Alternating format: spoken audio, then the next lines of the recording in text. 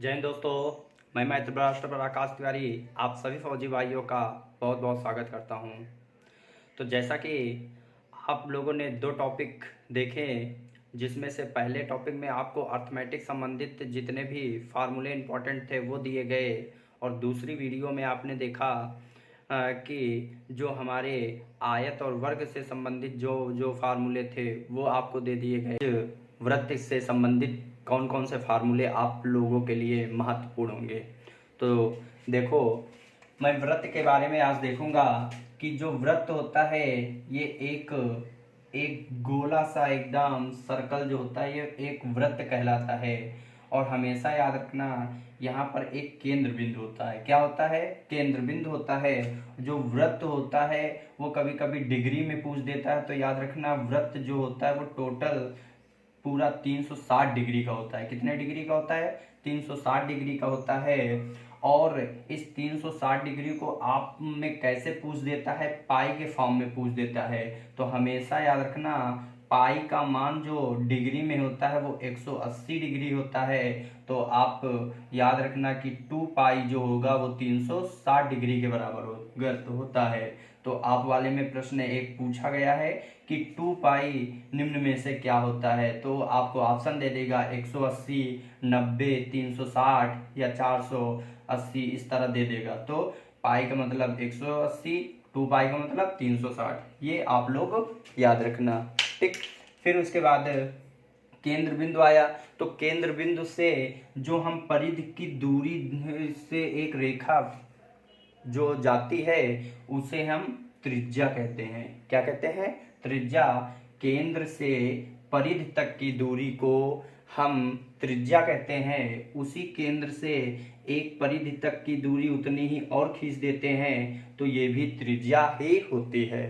तो ये त्रिज्या होती है जिसे हमने आर से डिनोट किया, जिसे हम रेडियस कहते हैं। क्या कहते हैं? रेडियस कहते हैं। फिर अब ये जो टोटल डिस्टेंस जो होती है इसको हम डायमीटर कहते हैं, मतलब कि जिसे हम क्या कहते हैं? व्यास कहते हैं। डी का मतलब डायमीटर, जिसे हम क्या कहेंगे? व्यास कहेंगे। और यहाँ पर कोई भी बिंदु, अगर दो बिंदु मानकर अगर हम एक रेखा खींच देते हैं तो वो जो रेखा होती है वो हमारी क्या कहलाती है? जीवा कहलाती है। क्या कहलाती है? जीवा कहलाती है।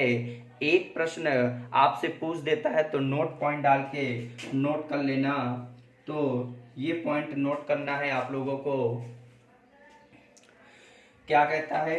कहता है कि वृत्त की सबसे बड़ी जीवा, तो वृत्त की सबसे बड़ी जीवा जो होती है वो याद रखना व्यास होती है। क्या होती है? व्यास होती है। ये आप लोग याद रखना।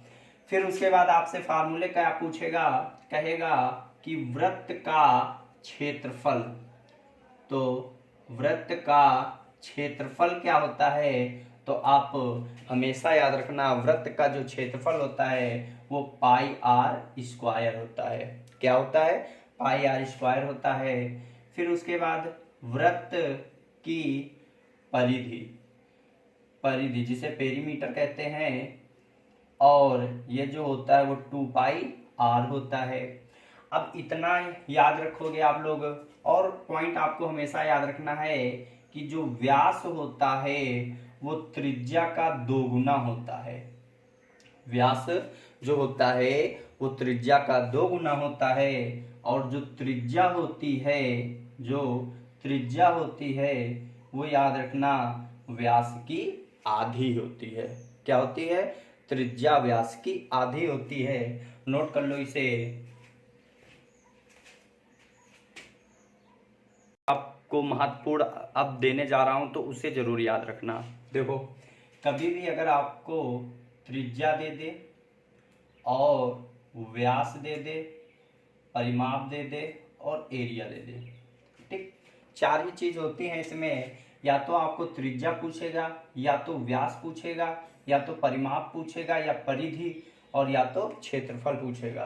तो आर का मतलब होता है त्रिज्या, और डी का मतलब होता है व्यास डायमीटर, पी का मतलब होता है परिधि, और क्षेत्रफल का ए का मतलब एरिया, जिसे हम कहेंगे क्षेत्रफल।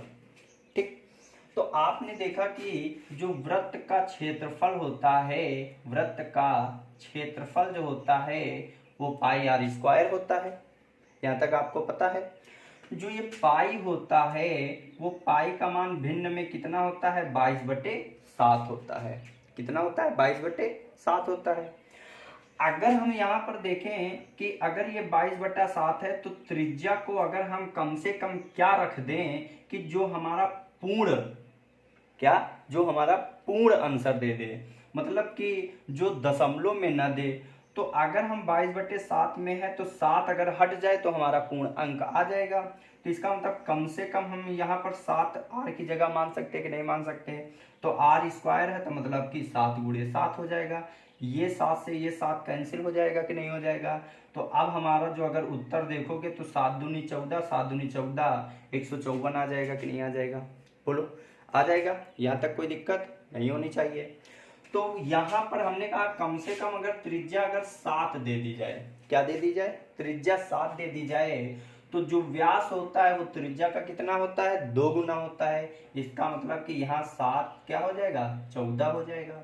जो परिधि होगी वो 44 होगी और जो क्षेत्रफल होगा वो 154 होगा। तो आपको सिर्फ ये लाइन याद रखना है कि 7, 14, 44, 154, 7, 14, 44, 154। अगर त्रिज्या 7 है तो हमारा व्यास 2 गुना 14 होगा, परिधि 44 होगी और क्षेत्रफल जो होगा वो हमारा 154 होगा। यहाँ तक याद रहेगा। तो अब अगर हम यहाँ पर कभी भी त्रिज्या आपको 7 का गुणज मतलब 14 दे दे तो व्यास तो 2 गुना होगा, 28 हो जाएगा।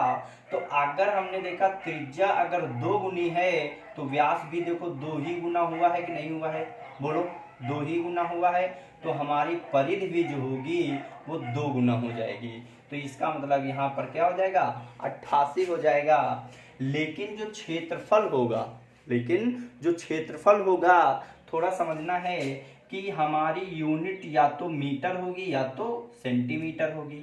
2 ही यूनिट आती हैं, या तो आंसर मीटर में आता है और या तो सेंटीमीटर में आता है। तो हमेशा याद रखना कि जो आपकी त्रिज्या अगर मीटर में है तो मीटर में ही रहेगी। अगर आपका डायमीटर अगर मीटर में है तो मीटर ही में रहेगा। अगर आपकी परिधि अगर मीटर में है तो वो मीटर में ही रहेगी। लेकिन जो क्षेत्रफल होगा उसकी यूनिट जो होगी वो वर्ग मीटर हो जाएगी कि नहीं हो जाएगी, बोलो वर्ग मीटर हो जाएगी। इसी प्रकार अगर सेंटीमीटर में है तो सेंटीमीटर में, अगर ये भी डायमीटर सेंटीमीटर में है तो सेंटीमीटर में, परिधि सेंटीमीटर में है तो सेंटीमीटर में, लेकिन जो एरिया होगा वो वर्ग सेंटीमीटर होगा। होगा कि नहीं होगा, ठीक। तो उसी प्रकार यहाँ पर जो क्षेत्रफल होगा वो हमारा जो 2 गुना का होगा उसका वर्ग गुना होगा। क्या होगा, वर्ग गुना। तो यहाँ 2 दूना 4, तो इसमें अगर हम 4 का गुणा कर देंगे तो यहाँ 4 चौक 16 हो जाएगा, 15 चौको 60, 6 66। मतलब कि यहाँ पर अगर हम देखेंगे तो यहाँ पर 4 चौक 15 चौको 60 और 1 61, मतलब 616 हो जाएगा, ठीक। उसी प्रकार अगर हम यहाँ पर दे दें आपको 21 हो जाए, तो देखा हमने 7 से 21 हुआ तो कितना गुना हुआ, 3 गुना। तो हमारा व्यास भी कितना गुना होगा, 3 गुना, 14 से 42 हो जाएगा। परिधि हमारी कितनी होगी, 3 ही गुना। तो 44 का 3 गुना अगर करेंगे तो 4 3 12, 4 3 12 और 1 13 हो जाएगा। लेकिन जो क्षेत्रफल होगा वो 3 गुना का स्क्वायर होगा। तो 3 का स्क्वायर क्या होता है, 9। तो जो क्षेत्रफल होगा वो हमारा 9 गुना हो जाएगा। तो यहाँ पर अगर हम करें तो 9 का गुणा करोगे तो क्या हो जाएगा, 9 चौक 36 हो जाएगा।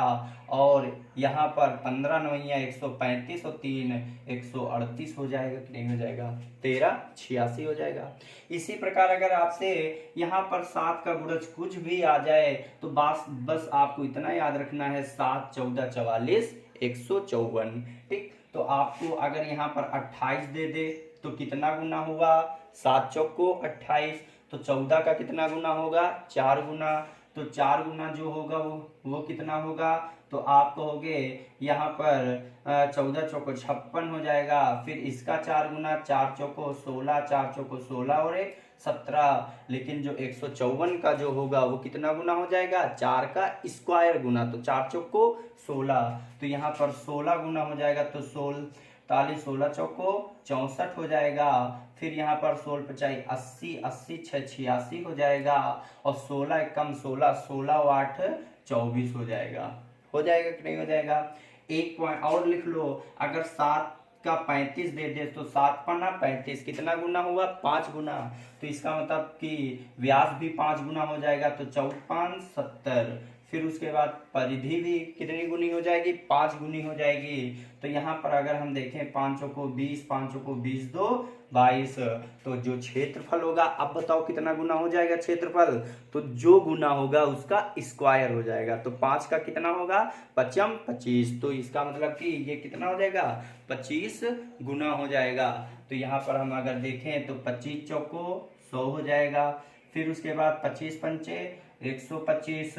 तो यहाँ पर 5 हो जाएगा। फिर 25 कम 25, तो यहाँ पर कितना हो जाएगा, यहाँ पर 38 50 हो जाएगा। कितना हो जाएगा, 38 50 हो जाएगा। तो ये आप लोग नोट करके एक अपने रूम में चिपका लेना। और ऐसे संबंधित अगर इससे संबंधित प्रश्न आएगा तो आप ओरल वहाँ पर टाइम बचा सकते हो और तुरंत से आप जवाब दे सकते हो। कैसे प्रश्न पूछेगा, कहेगा कि एक वृत्त की त्रिज्या 7 सेंटीमीटर है, तो वृत्त का क्षेत्रफल क्या होगा। तो मन में आ जाना चाहिए 7 14 44 154, मतलब क्षेत्रफल 154 हो गया उत्तर। अगर वीडियो आपको पसंद आए, अच्छी वीडियो लगी हो तो लाइक करना, अगर शेयर भी करना। अगर अभी तक आप लोगों ने सब्सक्राइब नहीं किया है तो इस वीडियो को जरूर सब्सक्राइब करना। बोलो जय हिंद।